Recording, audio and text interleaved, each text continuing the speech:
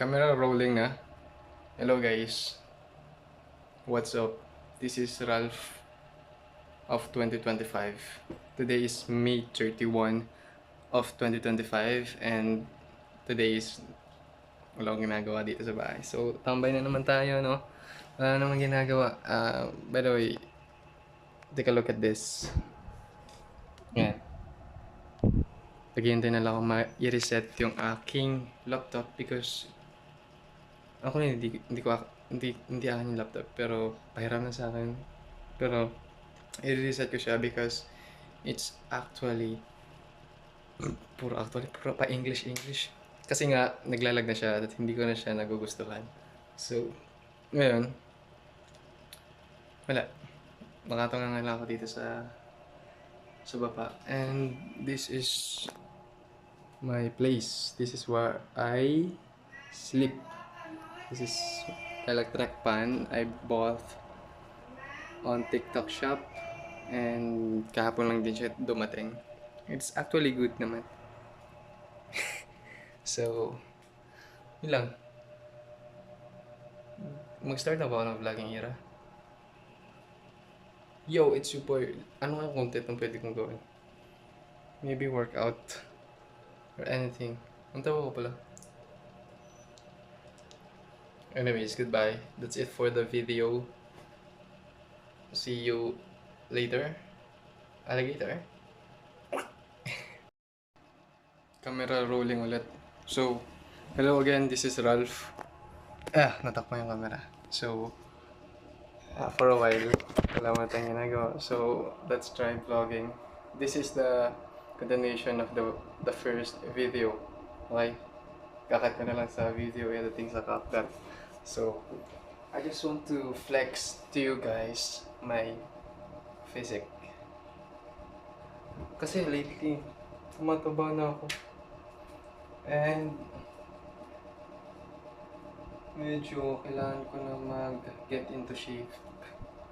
Kailangan ko na mag-get into shape kasi nga taba na ako. So, ano bang pwede kong gawin? Mag-travel na lang ako dito sa bahay. So, ito yung aming munting bahay. Ayan. Ito ang aming munting bahay. Nakita nyo dito natambay yung mga magulang ko. Diyan. Tapos, ito. Ayan yun. Yan. Tapos, ito naman yung kung saan dati nanonood. Kasi yung TV na yan, itong TV na to, wala na, hindi na nagana yan. And wala na ring cable na nakasaksak dyan. Kaya hindi na siya ginagamit for a long time. And then, ano po ba pwede kong i-flex? Ito pala, dati pala akong ramp model. Mukha akong unggoy dyan, no? Ang pahit ko kasi dyan. Yeah. O, yan. Ito dyan. Diba? Pahit ko dun. That was way back 2023. Yan, 2023 yan. Tapos dito ang aming kusina. Tingnan natin. Zoomies. Boom! Magulo pa actually. Tapos ito yung tractan, hindi ko pa nakakabit. Magulo pa dito. Walang pinagbago. One day, siguro ma-improve to pagka matapos ko na yung college ko. Basta, kung ano man ang mangyari sa buhay kong ito, I am happy. Anyways, siguro, ano ba gagawin ko? Huwag na tayong umakyat sa taas. Hassle. Maligo na lang siguro ako. Or mag-workout na lang ako for a moment. Kasi nga, wala ko mag-gym ngayon eh. Kaso nasa Gcash yung pera ko. Hindi naman sila nagtanggap ng Gcash. So if ever na makash out ko, then I gotta go. So later na lang, siguro around 3, punta ko ng gym. Hit the chest again. Basta, kung ano mo, wala kasi ako. Nabahala na.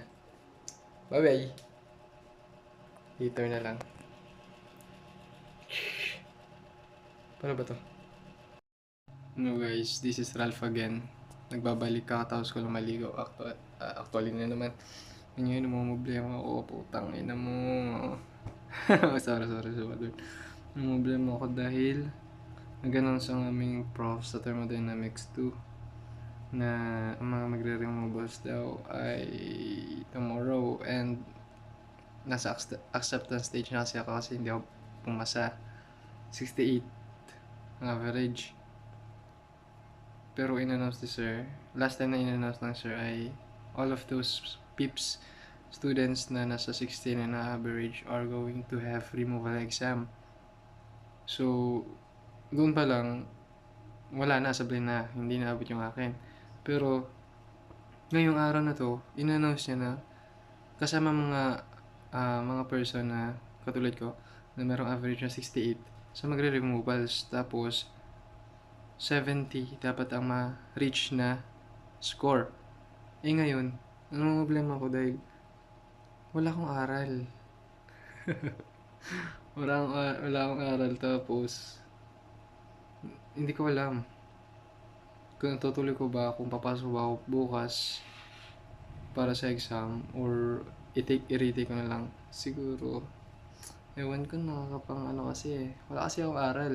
Kasi accept ko na nung nakarang araw na hindi ako magre-removals kasi nga 69 lang daw. Tapos 69 to 74. Tapos ngayon sinabi ni sir 68 kasama na. So yun nga, naputol nga yung video natin. Video ko. Walang lowbat yung aking cellphone. And ngayon medyo naka-charge siya. Ito yung cord. Namumblema pa rin ako. Hindi ko alam kung ano ang gagawin. Itutuloy ko ba? Lalaban ba ako para sa grade na 3 or i-retake ko na lang?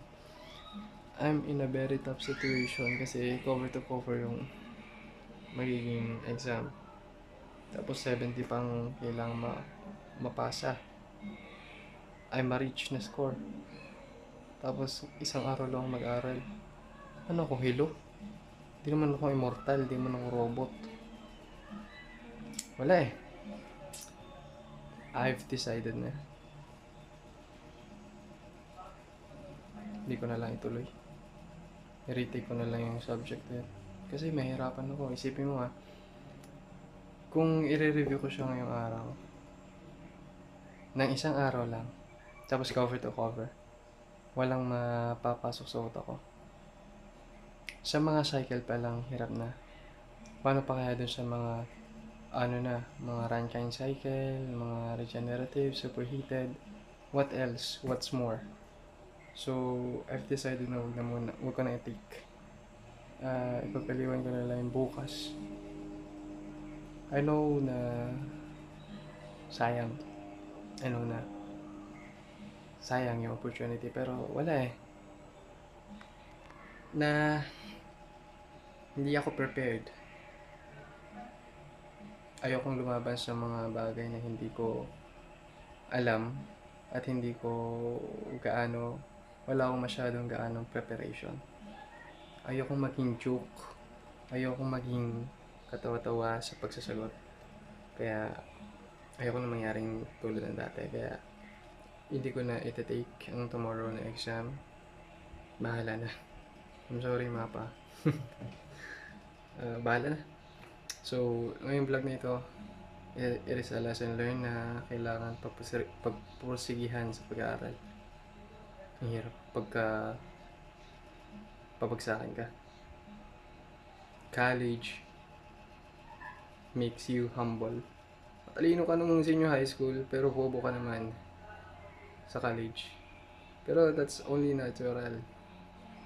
Kasi doon mo marirealize na kailangan mo paghirapan yung mga bagay na kailangan mo makamit. So, nagiging life lesson na, no? Again, hindi ko na siya ito-take. So, wala na. Mahirap eh. Hindi kaya. Sorry. Peace yo! Camera rolling. Okay. So, update nyo ulit.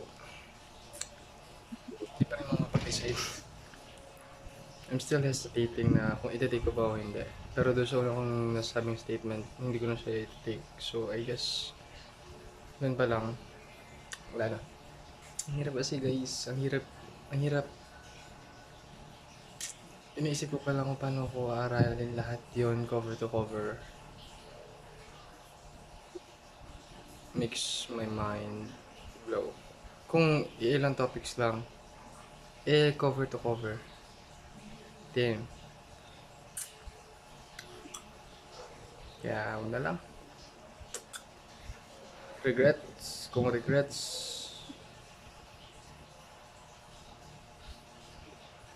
kung wala, di wala.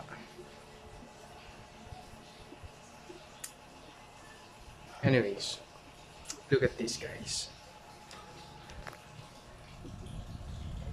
Installing pa lang. Kanina pa yan, around, siguro, kailan ba ako nag-reboot? Oras. Siguro maaga pa, hindi. Ngayon kasi, tuna. Kaya, iniisip ko pa rin, may problema pa rin talaga ako. Bahala na. So ngayon guys, tatapusin ko na muna itong vlog na ito for today. Tatapusin ko na. So, I will give an update na lang kung ano mangyari sa akin bukas. Bye bye. Bye.